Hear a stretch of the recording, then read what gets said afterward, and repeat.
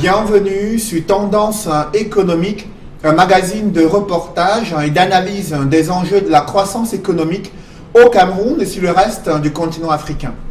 Dans une conjoncture économique mondiale de plus en plus incertaine, l'Afrique est confrontée à des défis énergétiques, agricoles, infrastructurels et technologiques, mais aux yeux de la Chine, ce sont de nouvelles opportunités d'affaires pour soutenir les investissements, stimuler les investissements et soutenir un développement durable en Afrique. Cette coopération sino-africaine s'est renforcée lors d'un forum économique intitulé « Investir en Afrique » qui s'est tenu au Sénégal avec à la clé la signature d'une convention entre Afriland First Group et la filiale de la Banque chinoise de développement, le Fonds sino-africain.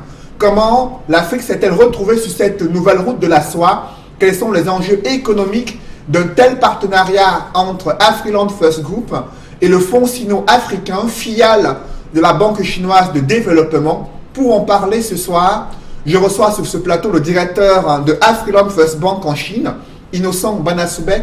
Bonsoir et bienvenue sur ce plateau. Merci Cédric, bonsoir, bonsoir chers téléspectateurs. Dans le but de promouvoir le développement des projets en Afrique, la Banque chinoise de développement, à travers sa filiale, le Fonds sino-africain, a signé une convention stratégique avec le président d'Afriland First Group, le docteur Paul Fokam.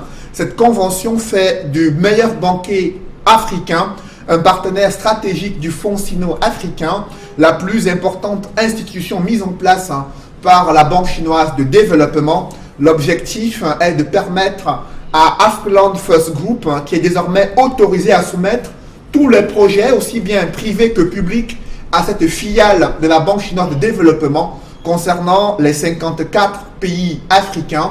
Cette convention a été signée lors du forum qui est destiné aux investissements sur le continent africain, initiative de la Banque mondiale, du gouvernement sénégalais et de la Banque chinoise de développement, qui s'est tenue il y a quelques semaines au Sénégal. Et pour en parler, je suis avec le directeur de Afriland First Bank en Chine.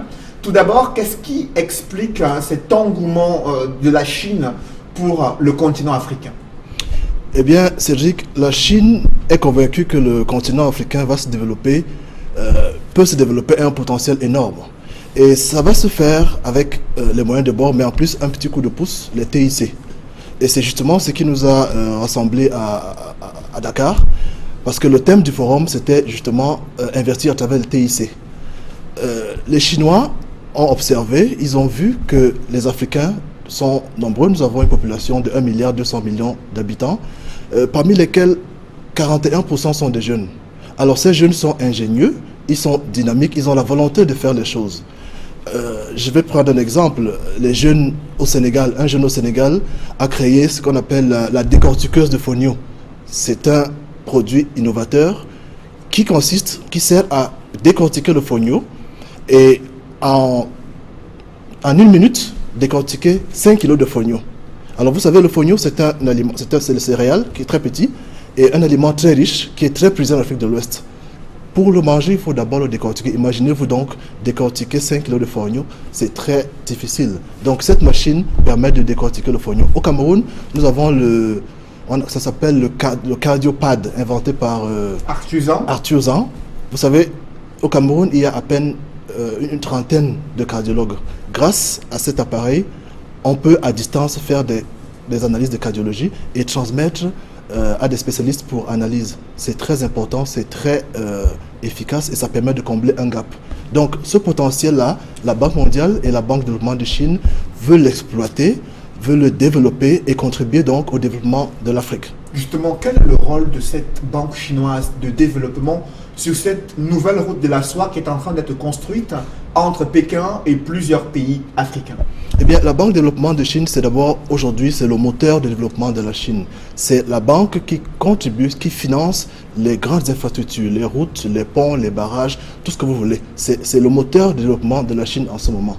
Mais le développement, ce n'est pas seulement en Chine, il va beaucoup plus loin, à travers donc les partenariats en Afrique et dans le monde. Donc son rôle, c'est de financer les projets en Afrique et dans le monde. Il faut préciser qu'en fin 2016, la Banque chinoise de développement a engagé des prêts sur le continent africain évalué à plus de 50 milliards de dollars pour soutenir les pays africains, avec un solde de prêts exceptionnel selon la Banque mondiale, qui est évalué à plus de 300 milliards de dollars en termes de financement de la part des projets concernant la Banque chinoise de développement. Et aujourd'hui, c'est sa filiale, le Fonds sino-africain, qui a signé une convention avec le président d'Afriland First Group, le docteur Paul Fokam Kamenu. Vous avez suivi de près la signature de cette convention. De quoi il s'agit concrètement? Eh bien, Cédric, c'est une convention qui, globalement, consiste à lutter contre la pauvreté, accroître les relations sud-sud, augmenter le pouvoir d'achat des Africains. Donc, ça va se passer à travers les investissements, les levées de fonds et la formation pour faire de la PME africaine une industrie qui deviendra demain des grandes entreprises. Voilà, globalement. Donc, Afriland First Bank et CAD-Fund vont travailler ensemble pour identifier des projets fiables, bancables, rentables pour développer l'Afrique. Quelle est la mission principale attribuée à Afriland First Bank à travers la signature de cette convention avec le Fonds sino-africain? D'abord, Cédric, je voudrais situer un peu dans le contexte de l'organisation interne du Fonds sino-africain. Le Fonds sino-africain reçoit les projets de deux agents, les États et ensuite des agences. Afriland First Bank devient donc une agence, Afriland First Group devient une agence du Fonds sino-africain qui lui présente des projets qu'elle a dûment analysés, qu'elle a jugés fiables, bancables et rentables. Donc Afriland First Group va soumettre des projets au Fonds sino-africain qui les présentera aux investisseurs chinois, et si ces investisseurs trouvent leur intérêt, eh bien, les 10 projets seront mis sur pied à travers une joint venture sur place en Afrique, et les fonds seront débloqués par le Fonds sino-africain. Alors, ce Fonds sino-africain, très peu d'hommes d'affaires, d'opérateurs économiques connaissent cette structure de la Banque chinoise de développement. Quels sont ses mécanismes de fonctionnement? Quel est son rôle concrètement? Alors, le Fonds sino-africain, c'est une institution qui a été mise sur pied par le gouvernement chinois dans son plan pour l'Afrique, dans les relations entre la Chine et l'Afrique, pour donc accompagner les investisseurs chinois qui veulent aller vers l'Afrique, pour les encadrer parce qu'ils n'ont pas une bonne connaissance du territoire, ils ne connaissent pas grand-chose de l'Afrique. Alors, le mécanisme, donc, lorsque les projets sont identifiés, les entreprises chinoises donc, qui sont dans le pipe du Fonds sino-africain, qui sont triées avec des méthodes extrêmement rigoureuses parce que la Chine aujourd'hui veut présenter la meilleure image possible du Made in China. Donc ce sont des entreprises qui auront fait leurs preuves, ce sont des entreprises qui seront solides, sur lesquelles le Fonds sino-africain prendra le risque. Voilà le principal, ça c'est pour la partie chinoise. Maintenant, pour la partie africaine, c'est-à-dire celle qui propose le projet, eh bien, il faudra aussi s'assurer que c'est une entreprise solide, une entreprise qui a de l'expérience, qui sait de quoi elle parle. Alors, une fois le partenariat établi, il y aura une joint venture entre l'entreprise chinoise et l'entreprise africaine. Bien sûr, c'est une prise de participation. Donc, le plus important des fonds sera injecté par la partie chinoise, qui, à la longue, va se retirer du projet lorsqu'elle aura gagné de l'argent, lorsqu'elle aura transféré la technologie et lorsque le capitaine d'industrie africain sera prêt à prendre le contrôle de l'entreprise. Donc c'est une mission d'accompagnement, de financement et de transfert de technologies. Et il faut préciser que ce fonds sino-africain a déjà financé 90 projets dans 36 pays africains pour un investissement total de plus de 3,2 milliards de dollars. Innocent Banasoubek, quels sont les secteurs qui suscitent l'intérêt de la Chine à travers ce fonds sino-africain? C'est-à-dire tous les secteurs, l'industrie, l'agriculture, tout ce que vous pouvez imaginer, dès lors que ça peut contribuer à développer l'Afrique. Mais il n'y a pas que les projets privés, il y a les projets également d'État. Aujourd'hui, l'agent Afriland First Group est autorisé à présenter tout type de projet, aussi bien privé que public, à son partenaire CDB, China Development Bank. Alors, vous avez parlé de ce que les entreprises chinoises vont gagner en termes d'accompagnement et de financement à travers ce fonds sino-africain. Mais la question se pose, qui concerne les entreprises africaines et les États africains concrètement. Qu'est-ce que l'on va gagner à travers cette convention signée entre Afriland First Group et le Fonds sino-africain? C'est une question très importante que vous me posez parce que plusieurs personnes m'ont posé la question. qu'est-ce que l'Afrique gagne, qu'est-ce que les entrepreneurs africains vont gagner de ce partenariat? Est-ce que ce n'est pas une manière pour les Chinois de nous envahir? Eh bien, non. D'abord, nous allons gagner en financement. Parce que ce dont nous souffrons le plus aujourd'hui, c'est entre autres les financements. Nous avons besoin de financement pour mettre sur pied nos projets. Nous avons besoin d'encadrement pour mener à bien les projets que nous avons mis sur pied. Et c'est cet accompagnement, la Chine est disposée, à travers le Fonds sino-africain, est disposée à nous l'apporter. Est disposée à nous l'apporter, mais aussi à travers l'entreprise chinoise qui est à la limite mandatée en Afrique, qui est censée avoir une certaine expertise. Donc voilà ce que nous gagnons. Mais le plus important aussi, Cédric, c'est la création de champions. Souvenez-vous, je vous l'ai dit au départ, au terme d'un certain temps bien convenu, l'entreprise chinoise va se retirer du capital pour laisser le champion africain s'épanouir, se développer. Comment justement ce champion va émerger à travers ces différents projets qui vont être co-réalisés avec une entreprise chinoise et une entreprise africaine? Comment vont-ils émerger ces champions sur le continent africain? Eh bien, il faudra qu'ils se prononcent d'abord, parce que si les projets sont identifiés, c'est que forcément les promoteurs sont déjà prêts. Ils sont prêts à prendre le risque, donc il faut les identifier. Mais en plus, au cours de la relation, qui peut durer plusieurs années, les champions auront l'occasion de se former. Ils auront l'occasion de prendre la mesure des choses. Ils auront l'occasion d'apprendre et plus tard, prendre le contrôle du capital à travers les épargnes qu'ils auront constituées grâce à leurs bénéfices progressifs qu'ils ont acquis dans le partenariat. On part d'un modèle joint venture pour arriver à une structure africaine qui, bien sûr, va, grâce au transfert de technologie, pouvoir continuer à mener à bien les missions assignées dans le cadre de ces différents projets. Effectivement, Cédric, et je dois préciser que beaucoup de personnes m'ont dit je ne peux pas me permettre de faire affaire avec un partenaire qui détient un capital des parts plus importantes que les miennes dans un business, dans une affaire. C'est la crainte que nous avons entendue déjà. Et nous ne sommes pas tout à fait d'accord avec cette lecture parce que il vaut mieux être en partenariat avec un partenaire qui vous domine financièrement, mais vous permet de gagner de l'argent, que d'être actionnaire majoritaire dans une entreprise qui ne gagne pas de l'argent. Mais la question du transfert de technologie aussi se pose avec Acuité. On a vu plusieurs fois l'Afrique a signé d'importants contrats, d'importants accords commerciaux avec l'Occident, avec l'Amérique, mais le transfert de technologie n'a pas toujours été garanti. Est-ce que ce volet est prévu dans cette convention stratégique signée entre Afriland First Group et le Fonds sino-africain? Oui, c'est une problématique effectivement qui pose problème, qui a toujours posé problème. Tout le monde veut protéger son savoir. Mais effectivement, dans la convention, ce sont des points qui ont été analysés et qui trouveront une solution. Justement, vous avez parlé de la formation dans le cadre de cette convention et également aussi des joint ventures et la formation pour améliorer les capacités à monter des projets qui puissent retenir l'attention de ce fonds sino-africain. Quels sont les critères généraux, par exemple, que doivent respecter ces différents pays-là pour pouvoir espérer justement bénéficier de ces fonds-là? Mais il y a 3 points essentiels. Que le projet soit rentable, qu'il soit bancable et qu'il ne soit pas social.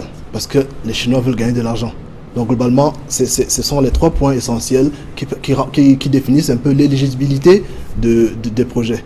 Maintenant, le rôle de Afriland First Group en tant qu'agence, ce n'est pas de transmettre les projets à la partie chinoise, c'est d'analyser. Parce qu'ici, le Fonds sino-africain estime que le promoteur de Afriland First Group, le docteur Paul Kamonye Fokam, est un homme expérimenté, un homme qui connaît l'Afrique, un homme qui connaît le terrain et qui est capable d'identifier des projets intéressants, des projets rentables. Donc, il ne présentera pas de projets s'il n'estime pas qu'ils sont rentables. C'est ça son rôle.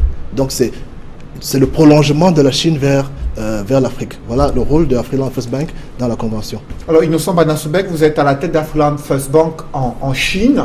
Comment l'une des plus grosses fortunes africaines, celle du docteur Paul Fokam Kamonye, comment lui, il a réussi à obtenir cette marque de confiance de la part de la Banque chinoise de développement et de sa filiale, le Fonds sino-africain, pour être justement le partenaire stratégique sur le continent africain?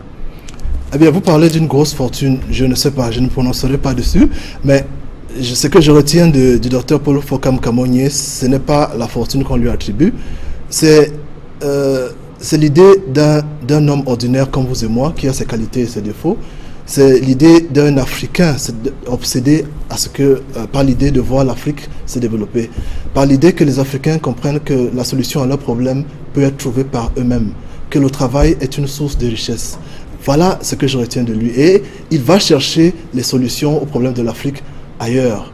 Voilà, la Convention, c'est une opportunité qui s'offre à l'Afrique et qu'il est allé chercher en Asie. Donc, voilà ce que je retiens de M. Paul Fokam Kamonier. Maintenant, comment est-ce qu'il est arrivé à ce partenariat? Eh bien, il faut noter que Afriland First Bank est installé en Chine depuis 16 ans aujourd'hui. Il fallait y penser. C'est un homme courageux. Il y est allé au départ pour aider les entrepreneurs africains qui voulaient faire des affaires avec les Chinois et aider les Chinois qui voulaient investir en Afrique. C'était une plateforme de facilitation. Avec le temps et l'expérience, les contacts, les rendez-vous, les prospections, il a pu convaincre les partenaires chinois qu'il était l'homme qu'il fallait pour ce genre de coopération. Après 16 ans, nous avons pu avoir des conventions de partenariat avec la Banque de développement de Chine, avec le Fonds sino-africain. Et bien c'est parce que toutes ces institutions croient fermement que Afriland First Group est capable de leur apporter la valeur ajoutée, est capable de les aider à pénétrer l'Afrique, est capable de les aider à mener à bien leur mission de contribuer au développement de l'Afrique et de lutter contre la pauvreté. Voilà globalement le contexte. Justement, et cette convention, ça a été signé lors du Forum économique Investir en Afrique qui s'est tenu au Sénégal. On a vu le président Macky Sall, également la Banque mondiale qui était présente. Quand une banque chinoise de développement, qui est un bras séculier de l'État chinois, s'intéresse davantage au secteur privé africain, quelle analyse cela vous suggère? Eh bien, mon analyse, c'est que la Chine croit de plus en plus au secteur privé en tant que moteur de création de richesse pour l'économie. La Chine ne se limite plus aux États, la Chine veut aller un peu plus loin, la Chine veut ratisser large, aller sur le terrain à travers le financement des PME, à travers le développement des petites et moyennes entreprises. Et Afriland First Group, vous avez vu au Cameroun, ça fait 25 ans déjà, elle a contribué au développement des PME. Cette expérience a été développée ailleurs, en Guinée équatoriale, en Guinée Conakry, et tout ceci a marqué l'intérêt des fonds sino-africains qui ont décidé de parier sur Afriland First Bank à travers son président, le Dr Paul Fokam Kamonier. Alors, et les pouvoirs publics africains, quel rôle ont-ils joué dans le cadre de ce rapprochement, de ce partenariat entre le fonds sino-africain et le secteur privé bancaire représenté par le Dr Paul Fokam Kamonier? Eh bien, le rôle des pouvoirs publics, aussi bien au Cameroun que partout en Afrique, a été très déterminant. Parce que il a été déterminant parce que les présidents, les chefs d'État ont servi de facilitateurs. Je prendrai par exemple le cas de la convention signée en 2015 entre Afriland First Bank Cameroun et le China Development Bank, qui a abouti à l'octroi d'un prêt de 36 millions d'euros pour le financement des PME. Eh bien, cette convention a été signée en présence de M. Philémon Yan, Premier ministre du Cameroun, sous haute instruction de son Excellence M. Paul Biya, président de la République. Cette convention donc a été signée et a permis de financer les PME. En Guinée-Conakry, l'année dernière, c'était le cas pour Afriland First Bank de cette filiale-là, où 20 millions d'euros ont été attribués. Un contrat a été signé entre Afriland First Bank Guinée et la Banque de développement en présence du président Alpha Condé, qui était l'ancien, donc, qui a donné son onction. Tout ceci pour dire que l'État aujourd'hui est conscient que pour élargir son assiette fiscale, il peut compter sur le secteur privé. Voilà donc l'intérêt de l'accompagnement de l'État. Alors, qu'est-ce qui va changer dans les tout prochains jours, dans les relations sino-africaines, au lendemain de la signature de cette convention stratégique entre Afriland First Group et le Fonds sino-africain de développement? Eh bien, ce qui va changer, c'est que désormais, nous avons des fonds. Nous aurons des fonds parce que c'est ce dont nous avons besoin pour nous développer. Nous aurons l'expertise parce que les entreprises chinoises qui vont nous accompagner ont un savoir-faire avéré, vont former nos entrepreneurs, nos capitaines d'industrie et nous aurons des champions demain qui à leur tour créeront de nouveaux champions. Donc l'avenir est reluisant. Merci d'être venu sur ce plateau. Je précise que vous êtes le directeur de Afriland First Bank en Chine. Mesdames, messieurs, c'est la fin de cette émission. Merci d'avoir suivi. Rendez-vous dans une semaine pour une nouvelle édition de Tendance économique.